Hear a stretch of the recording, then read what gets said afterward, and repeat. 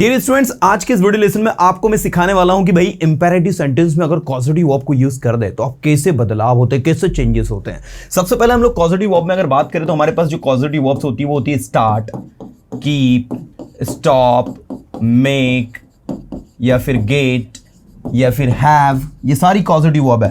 Help, let. अगर इन causative verbs को आप यदि जो है किसी इंपेरेटिव सेंटेंस में यूज कर रहे हो, इंपेरेटिव सेंटेंस का स्ट्रक्चर आप सभी अच्छे से जानते हैं, वर्ब की फर्स्ट फॉर्म प्लस ऑब्जेक्ट, जो first form of the verb है उससे सेंटेंस की आप शुरुआत करते हो और फिर आप ऑब्जेक्ट लगाते हो। मतलब यदि इस वर्ब की जगह आप कोई positive verb start, keep, stop या फिर कुछ रखते हो तो कैसे बदलाव होते हैं। और सबसे इंपॉर्टेंट चीज, इसका स्पोकन में बहुत ज्यादा यूज होता है, लेकिन पता नहीं होने के कारण हम गलती करते हैं। बताने वाला हूं कैसे आपको उपयोग करना है। जैसे मैंने कहा बोलना शुरू करो, मैंने कहा बोलना शुरू करो, बोलना शुरू करो। तो जब हम किसी से कहते हैं बोलो तो हम कहते हैं स्पीक। इंग्लिश बोलो तो आप कहते हैं स्पीक इंग्लिश। लेकिन जब आप कहोगे बोलना शुरू करो तो आप कहोगे स्टार्ट स्पीकिंग इंग्लिश। बोलना शुरू करो, स्टार्ट स्पीकिंग इंग्लिश। वहां जाना शुरू करो, स्टार्ट गोइंग देयर। यहां आना शुरू करो, स्टार्ट कमिंग हियर। कितना आसान है। ऐसे ही बोलना बंद करो, बंद करो इसका मतलब होगा शुरू करो। इन शॉर्ट जो मीनिंग आप निकालना चाह रहे हो ना, वही मीनिंग उसका निकलेगा। तो आपको यहां पर सही जगह पर सही कॉजेटिव वर्ब लगानी है। अगर आपको यह समझ डेवलप हो जाती है भाई मैं कहां पर कौन सी कॉजेटिव वर्ब सही जगह पर यूज कर रहा हूं, आपको कोई डिफिकल्टीज नहीं आने वाली। देखिए, जैसे मैंने कहा बोलना शुरू करो तो आप इंग्लिश में बनाएंगे स्टार्ट स्पीकिंग। लिखना शुरू करो, स्टार्ट राइटिंग। वहां जाना शुरू करो, स्टार्ट गोइंग देयर। यहां आना शुरू करो, स्टार्ट कमिंग हियर। वहां जाना बंद करो तो क्या कहोगे इंग्लिश में आप? Stop going there, stop going there, stop going there. वहां जाते रहो, जब भी कोई काम करते रहे, किसी से हम कहेंगे वहां जाते रहो, कीप गोइंग देयर। यहां आते रहो, कीप कमिंग हियर। पढ़ाई करते रहो, कीप स्टडिंग। मुस्कुराते रहो, कीप स्माइलिंग, कीप स्माइलिंग। लिखते रहो, कीप राइटिंग। दौड़ते रहो, कीप रनिंग। सुनते रहो, कीप लिसनिंग। तो जब भी कोई काम करते रहो तो वहां पर आपको कीप का यूज करना है। बहुत ही आसान और सिंपल सा यूज है।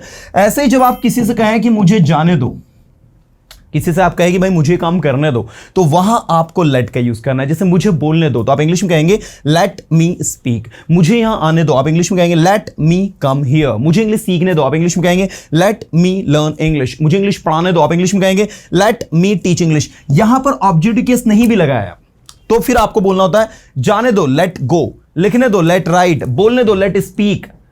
जियो और जीने दो, इंग्लिश में कहोगे लीव एंड लेट लीव।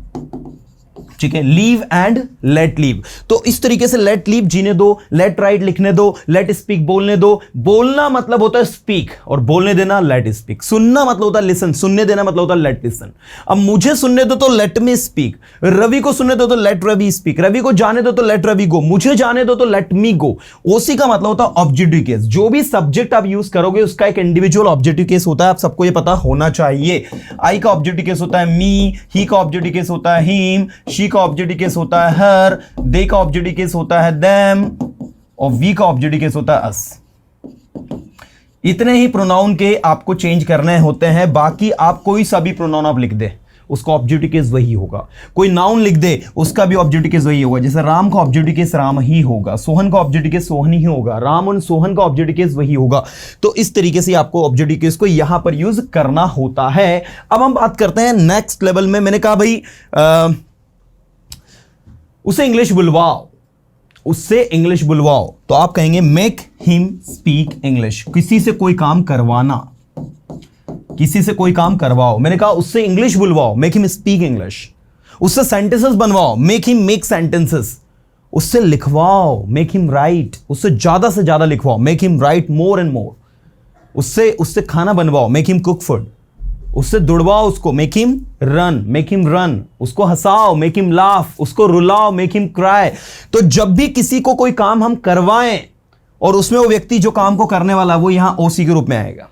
जैसे आपने कहा मुझसे इंग्लिश बुलवाओ, मेक मी स्पीक इंग्लिश। क्या आप मुझसे इंग्लिश बुलवा सकते हो? Can you make me speak English? So this is a way to write down. तो ये सारे के सारे सेंटेंसेस में हम लोगों ने कॉजेटिव वर्ब को आगे रखा है। और आप देखो कॉजेटिव वर्ब को आगे रखने से सेंटेंस का मीनिंग कैसे बदल रहा है। जैसे मैंने कहा बोलो, स्पीक, लेकिन जब मैं कहूंगा बुलवाओ तो मेक स्पीक। मैंने कहा लिखो तो आप कहेंगे इंग्लिश में राइट, लेकिन जब मैं कहूंगा लिखवाओ तो इंग्लिश में बनेगा लेट राइट। इन शॉर्ट आपको ये कॉन्सेप्ट समझना पड़ेगा कि भाई चीजें किस तरीके से आप लोगों की वर्क कर रही हैं। इसके बाद नेक्स्ट है हेल्प। हेल्प का मतलब होता है मदद करना। मैंने कहा मेरी मदद करो इंग्लिश सीखने में, तो आप इंग्लिश में कहेंगे help me to learn English. आप चाहे तो यहाँ टू भी लगा सकते हो, नहीं भी लगाएंगे तो भी चल जाता है, बिना टू के भी लगता है।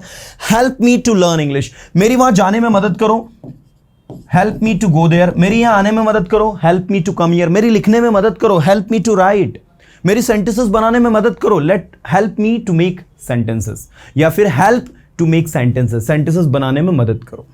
तो इस तरीके से आप देख सकते हैं कि सारी की सारी कॉजेटिव वर्ब को हम लोगों ने V1 प्लस ऑब्जेक्ट के साथ में यूज किया है। अब यदि मैं आपसे कहूं वहां जाना शुरू करो, तो स्टार्ट गोइंग देयर। वहां जाना शुरू मत करो, वहां जाना शुरू मत करो, वहां जाना शुरू मत करो, तो आगे आपको क्या लगाना होगा? Don't start going there. वहां जाना बंद मत करो, डोंट स्टॉप गोइंग देयर। वहां जाते मत रहो, डोंट कीप गोइंग देयर।